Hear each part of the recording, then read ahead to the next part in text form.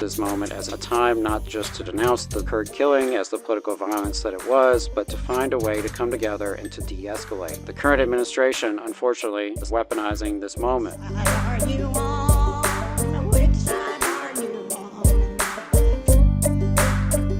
We, of course, have to acknowledge some of the obvious going on in the country today in terms of discussions around free speech and censorship. And, you know, this is not the show to necessarily find hot takes about Charlie Kirk or Jimmy Kimmel. You know, that's not really our jam. We're a labor talk show. We talk about labor issues and news and topics relevant for working people, especially workers who are trying to organize.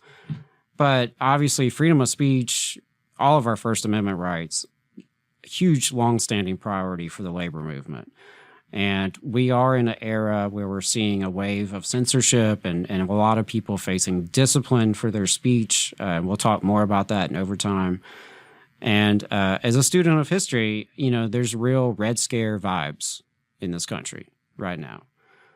And, you know, I'm personally not necessarily a fan of Jimmy Kimmel. I don't really watch late night talk shows. And I will even grant that I can understand why some people have been offended by his comments. But personally, and speaking also as someone who's been active in unions for many years and has had to represent members who've been in trouble for their speech and their social media content, things like that, I can't help but think it's pretty wild that there are a lot of folks who go on TV and go on the radio and say all kinds of false and hateful rhetoric. And that includes radio stations with FCC licenses, by the way, right? There are folks who go on TV and go on the radio and say all kinds of vile stuff without consequences. We have government officials who do not hesitate to lie whenever they feel like it. So there are a lot of unions in the entertainment industry who have spoken out about this incident and some of the broader patterns at work, and we'll get to some of that, some of the union reactions. But briefly, just want to touch on some of the timeline of what's happened and some of the community reactions. You know, so we do know that the Federal Communications Commission, the FCC chair, did issue a public threat to take action against stations for airing Jimmy Kimmel for a joke that offended people.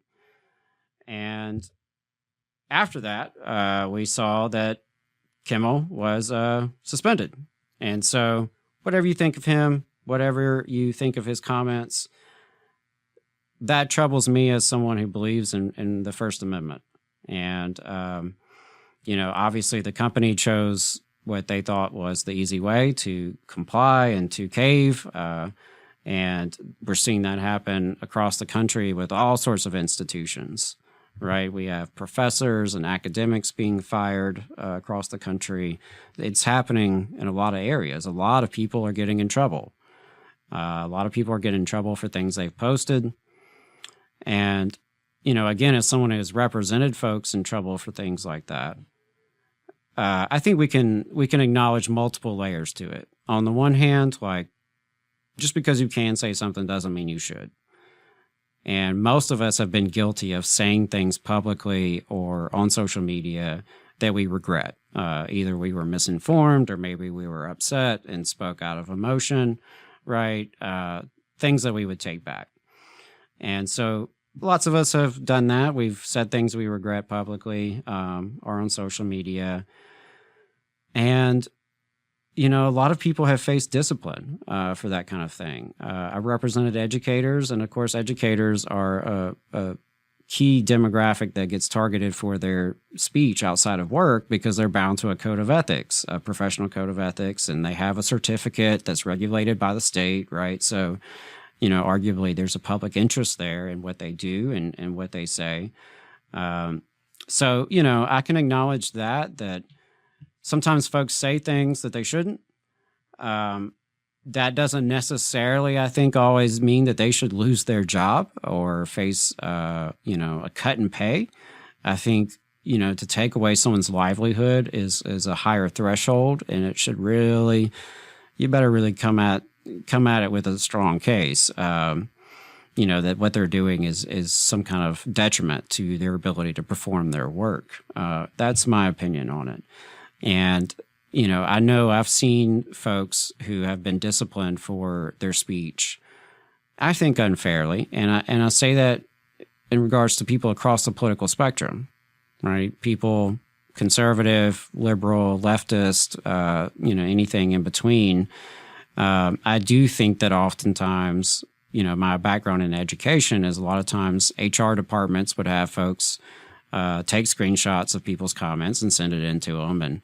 And it would be really easy for 2 or 3 emails to kind of start a witch hunt on somebody.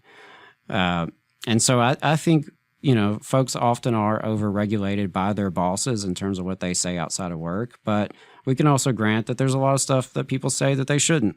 That's not helpful, right? But what we do know in the case of Kimmel is the FCC, made this comment. All right, the FCC chair Brendan Carr openly threatened to revoke the broadcast license of any station airing Kimmel's show. That was the morning of September 17th. By the afternoon, right, Nexstar Media Group, which is a big TV conglomerate, said its local ABC affiliates would not air Kimmel's show. And then by the evening, ABC Disney announced that they are pulling Kimmel's show off the air entirely. So that was kind of the timeline. Seems obvious there was some government pressure to do that. Again, I think there are people on other stations, on other shows that are saying all kinds of crazy stuff. Whether you think they have the right to, it certainly seems like there's unequal standards of discipline, which is something we would look for, in a union case if we were representing a member. Hey, 5 seconds. Just wanted to say that this is only possible because of our donors. If you want to see more of this, then consider donating yourself at tvlr.fm/donate. I did want to share a couple of the union responses. So we'll start with the Writers Guild. WGA did put out a statement. We'll quote a little bit from this. They said, "The right to speak our minds and to disagree with each other, to disturb even, is at the very heart of what it means to be a free people. It is not to be denied, not by violence, not by the abuse of governmental power, nor by acts of corporate cowardice. As a guild, we stand united in opposition to anyone who uses their power and influence to silence the voices of writers or anyone who speaks in dissent. If free speech applied only to ideas we like, we needn't have bothered to write it into the Constitution. What we have signed on to, painful as it may be at times, is the freeing agreement to disagree. Shame on those in government who forget this founding truth. As for our employers, our words have made you rich. Silencing us impoverishes the whole world. The WGA stands with Jimmy Kimmel and his writers." And of course, it wasn't just the WGA. Like I mentioned, my other union, I'm a member of 2 unions, CWA and IATSE, and IATSE put out a joint statement with quite a few other Hollywood unions, the Directors Guild of America, DGA, the American Federation of Musicians, AFM, and the Screen Actors Guild, SAG-AFTRA. And they said, "The indefinite removal of Jimmy Kimmel Live under government pressure is not an isolated incident. It is part of a disturbing trend of increasing interference in creative expression. This kind of political pressure on broadcasters and artists chills free speech and threatens the livelihoods of thousands of working Americans. When a private citizen, business, or television network bows to government intimidation, it strikes at the heart of our First Amendment rights. Creative artists must be free to do their work without fear that their careers or their families' livelihoods will be disrupted simply for their opinions. These cases pull the rug out from under the hardworking American workers behind the scenes who make these productions possible. At a time when America's film and television industry is still struggling due to globalization and industry contraction, further unnecessary job losses only make a bad situation worse. Finally, media companies have a responsibility to defend their workers and the integrity of the stories they tell. all broadcasters must stand firm in defense of free expression and the First Amendment, not capitulate to a policy of political appeasement. So that, again, was IATSE, DGA, AFM, SAG-AFTRA, quoted from the WGA statement earlier. So, lots of Hollywood unions are speaking out. And, of course, it goes well beyond Hollywood because we're seeing a lot of cases throughout the country, particularly in the education sector. A few cases that crossed my radar this week. Texas State fired a professor who, my understanding, was at a socialist or communist conference of some kind. Apparently an infiltrator, attended the conference to record people and do what they did, which is try to get them in trouble. And so Texas State fired a professor. There's also been, but that wasn't the only one in Texas. There's been stuff going on at Texas A&M University as well. There were firings of faculty members out there, and I believe the president of the university has even been pushed out at this point. Don't know all the details there, but it's pretty concerning. And I do know that here in Alabama, the state superintendent over K-12 education has, put out a letter to superintendents across the state and is, the headlines say threatens teachers over social media posts. Auburn University has fired employees over, quote, hurtful, insensitive comments, says the president of the university. So, it's in Auburn, it's in K-12, it's in Texas. There's a lot of folks getting in trouble for their comments these days. AFT did put out a statement about the targeting of educators. And so I'll just read here from AFT President Randy Weingarten, who released the following statement. Quote, acts of violence and hate must be condemned always. They are antithetical to democracy and the values we try to instill as teachers. Last week, anyone with a social media feed, including children, witnessed a devastating tragedy, a horrific act of political violence that has traumatized the nation. Since then, teachers and many others we represent across the country have tried to deal with the effects of that trauma as it is playing out in classrooms, campuses, caregiving sites, and other settings. Utah Governor Spencer Cox and former presidents rightly recognize this moment as an inflection point, a time not just to denounce the Kirk killing as the political violence that it was, but to find a way to come together and to de-escalate. The current administration, unfortunately, has not, and some are weaponizing this moment. Of course, no one should celebrate another person's murder, but using this tragedy to encourage the doxing, censorship, and firing of people for their opinions, including educators' private opinions shared during their personal time, is wrong. Conservatives, too, are warning against going down this dangerous road. They know this sends the absolute wrong message to chill speech, one of the most important freedoms in our country. Americans must be able to exercise their First Amendment rights in their personal lives, regardless of whether we agree or disagree with them. None of us who values freedom should ever want to relinquish that right. We once again are calling for an end to the hate and the smears. We must find ways to tone down the rhetoric and disagree civilly. As the framers envisioned, education is the path to civil debate and open inquiry, and teachers promote these founding principles of our nation every day in their classrooms.